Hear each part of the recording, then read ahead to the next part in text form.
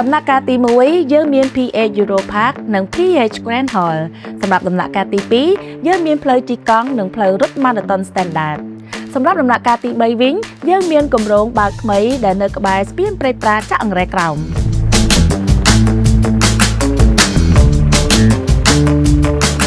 ហើយជាពិសេសមកផ្ទះថ្មីទាំង4ប្រភេទបានត្រៀមខ្លួនរួចជាស្រេចនៅក្នុងគម្រោងថ្មីគម្រោងភូមិនិមិត្តមុនពេលបើកសម្ពោធលក់ជាផ្លូវការទៀតផង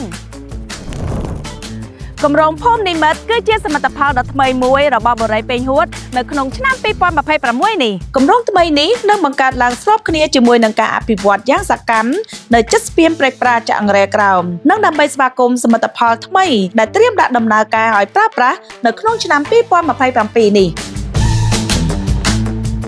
ជាក់ស្ដែងក្នុងការឋានគម្រោងភូមិនិមិត្តពួកយើងកំពុងខិតខំប្រឹងសម្រុកការងារយ៉ាងខ្លាំងហើយក៏យើងបានបញ្ចប់ការងារសួនច្បារនៅខាងមុខនិងខាងក្នុងគម្រោងរីកស្រេចដើម្បីឲ្យភ្ញៀវចូលមកមើលគម្រោង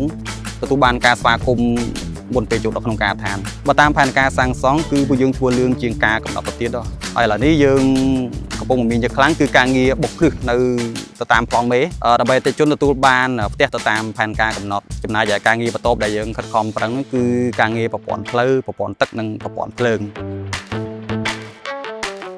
ហើយមុននឹងបើកសម្ពោធលក់ជាផ្លូវការយើងក៏បានបញ្ចេញម៉ូតផ្ទះថ្មីទាំង4ប្រភេទទៀតដើម្បីឆ្លើយតបឲ្យគ្រប់តម្រូវការរបស់អតិថិជនគឺវិឡាកូនកាត់ LM វិឡាអាជីវកម្មលំដាប់ Premium Rosana Modern និង Rosana Modern A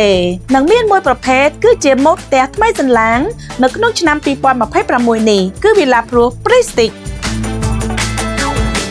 វិឡាភ្លួម៉ូតថ្មីនេះត្រូវបានបង្កើតឡើងជាពិសេសដើម្បីបំពេញតម្រូវការទីផ្សារដោយឈរនៅចន្លោះកណ្ដាលរវាងម៉ូតផ្ទះវិឡាភ្លួ A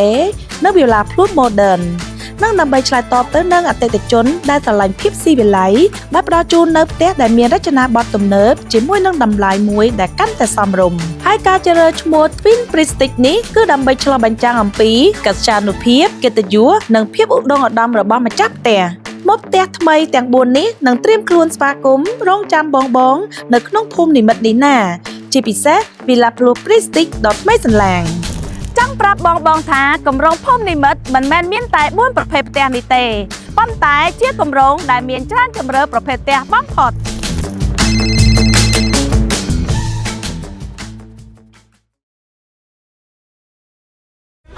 ក្រុមដំបូលមួយមានភាពកក់ក្ដៅ